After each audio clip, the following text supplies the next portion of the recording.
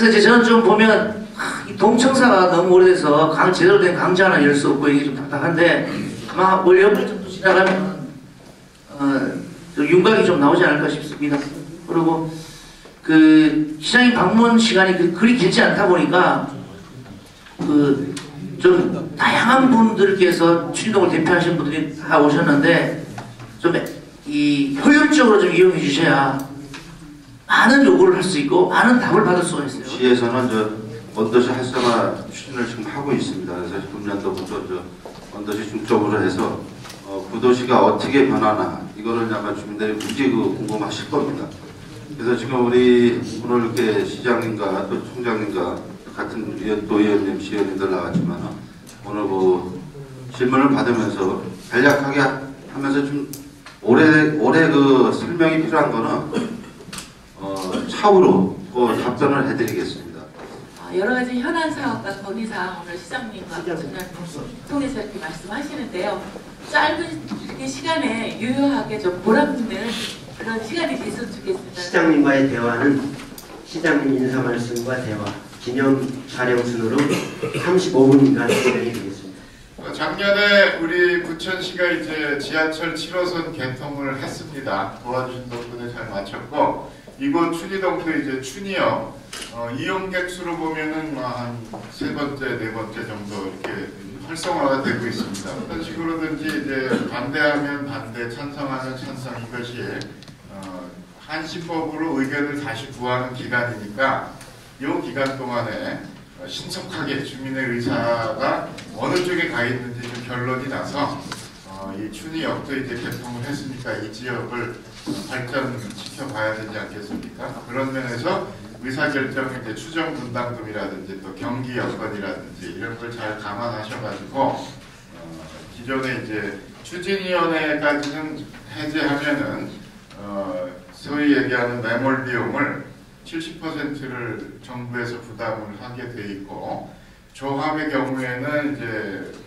이 지역도 해당이 됩니다만 아직 입법이 되지 않았어요. 그래서 김경엽 국회의원이 앞장서서 그 문제의 입법을 위해서 지금 동분서주하고 계십니다. 주민들께서는 어떻게든지 다수의 의견이 어느 지점에 있는지 이걸 좀 잘 모아주시는 것이 중요합니다. 그리고 그 법은 2년 한시법이기 때문에 올해 안에는 그런 주민의견 재수령 절차가 이루어져야 한다라는 것도 좀 염두에 두시면서 의견을 좀 모아주시기 바랍니다. 이 춘희역이 이제는 발전 가능성이 무궁무진한데요. 이 주변을 좀 보시면 재개발 구역도 있지만 또 가구공장 주변으로 해가지고 이제 이 종합운동장까지 가는 그 길이 이쪽 그 시청 가는 쪽에 비해서는 좀 이렇게 복잡하고 어지럽습니다. 그래서 환경적으로 개선을 해야 되겠다는 필요를 느끼는데 그런 1차적으로 신도시 쪽에는 이렇게 간판 정비를 깔끔하게 했어요. 규격도 일정하게 하고 보기 좋은 글씨로 간판이 크다고 잘 보이는 게 아니거든요. 그래서 이쪽 가구 단지 쪽도 좀 간판 정비 사업을 해야 되겠다라는 계획을 좀 세웠습니다. 그래서 그거는 우리 염정현 도의원께서 도비를 확보해 주셔가지고 우리 시의원님들도 시비를 마련을 해 주셔서 올해 좀 시작을 하려고 합니다. 여기 이거 관문이에요. 관문이에요. 역곡하고 서울경기장 여기서 두 번째 관문. 그리고서 교인 고속도로까지 해서 세 번째 관문인데 가장 낙후되는 것이 우리 춘희동입니다. 집값이 떨어지고 참 냄새로 해서 많이 이사 들어갔습니다. 복지관도 마찬가지 인근 지역이 춘희 원피동 지역이랑 합쳐서 돌봄마을을 추진하면서 마을 만들기 사업들을 10년 넘게 하고 있고요. 그러면서 주민들과 같이 그 지역 아파트를 중심으로 사기적 마을을 만드는 작업들을 하고 있습니다. 그 과정에서 저희가 이제 마을 만들기 사업을 하면서 주민 조직화 운동을 하면서 가장 눈여겨봤던 게 뭐냐면 어르신들이 많은 그 지역적 특성 안에서 보면 어르신들이 글자를 몰라서 지역 안에서 참여할 수 있는 방법들이 상당히 많은데 그 통로가 막혀있는 경우가 상당히 많습니다. 그래서 저희가 20년째 문해교육이라고 글자교육, 문자교육을 하고 있습니다. 근데 이 작업은 저희가 20년 동안 저희 자체적으로 해왔습니다. 눈이 많이 와가지고요. 이 이 큰 대로변에는 차가 다녀가지고 깨끗해요. 근데 이면들은 주택가, 이면들은 주민들이 쳤어도 가운데로 다 문을 모아놨거든요. 근데 그 차가 지나가면서 다 흐트러나가지고 지금 빙판이에요. 이제 8년 전부터 긴 세월 동안 공사를 끝에 이제 작년 10월 25일 날 개통이 됐습니다. 그래서 저희 시에는 이제 1호선이 전철로고 7호선이 지하철 양날개를 달아나는 교통이 편리한 요충지역으로 도시로 이제 거듭났습니다.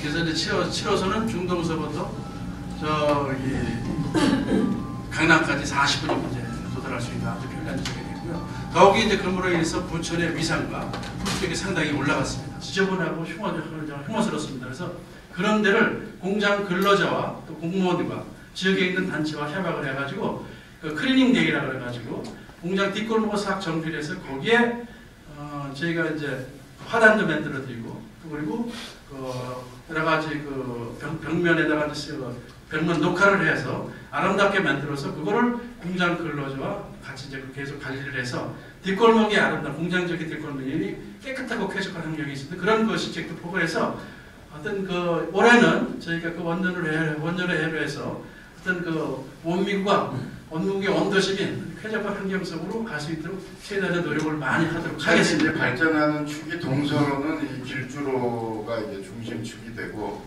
남북으로는 이제 이 춘희역에서부터 부천역까지 이 중앙로 여기가 이제 부천의 이 척추 역할을 하는 데인데 상대적으로 이제 신도심이 만들어진 다음에 이 부천 북구역에서부터 춘희역까지 이 구간이 이게 이제 죽는 거 아닙니까 지금.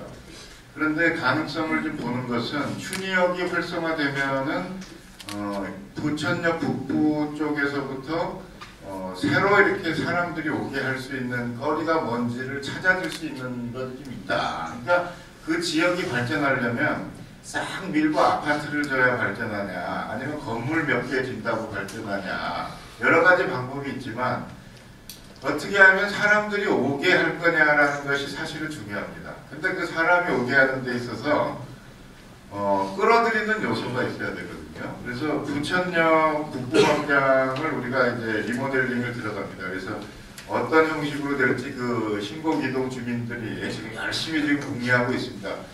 서울시청 앞에처럼 그런 시원한 잔디광장으로 만들자라는 안부터 약간 이렇게 계단형으로 들어가는 광장을 만들자 이런 안도 나오고 있습니다. 어쨌든 춘희역은 이제 사람이 늘어날 텐데 부천역이 좀 정비가 돼가지고 이 사람들이 걸어서 이쪽 중앙로까지 이렇게 왔다 갔다 하면서 이렇게 뭘 해야 되겠다. 그 가운데 신곡 국계천이 있는 겁니다. 근데 이제 어르신 말씀은 그 냄새나서 덮었다 그러면 그 맞는 얘기예요. 옛날에는 다 냄새나니까 덮었죠. 지금은 이제 어떤 계획이냐면 물을 어디서 가져오냐, 깨끗한 물을 흘려보내야지 뭐 똥물을 흘려보내는 거를 왜 그걸 열겠습니까? 물을 가져오는 건데 그거는 이제 시민의 강으로 우리가 하수종말 처리장에서 2급수로 만들어진 물을 펌핑을 해가지고 흘러내리고 있거든요.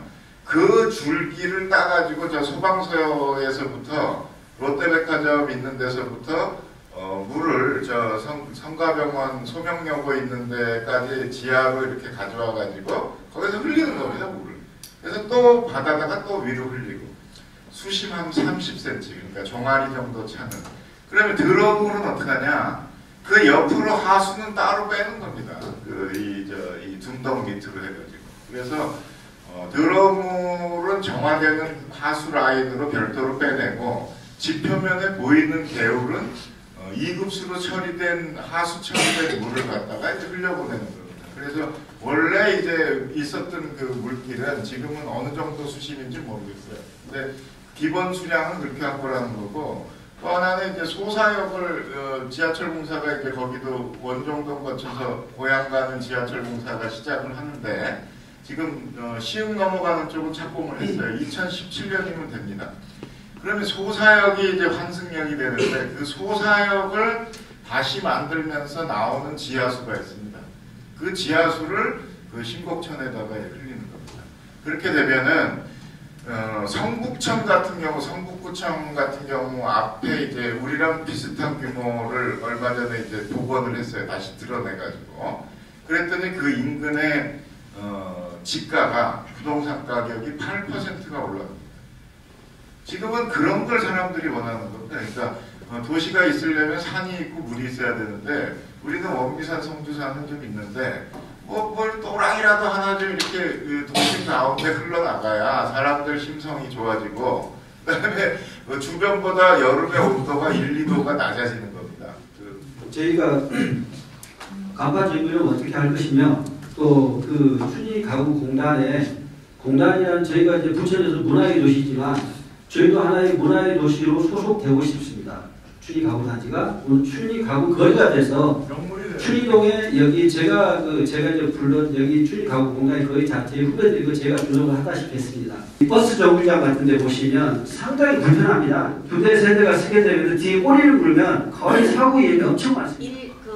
전에 소방서에서 와갖고 전화벨을 어디를 누르면 바로 소방서하고 연결된 그런 시스템을 해준 적은 있어요. 그런데 그게 무용지물이더라고요. 왜냐하면 어머니들이 화장실에서 넘어졌어요. 예를 들어서 전화기까지 갈 수가 없어요.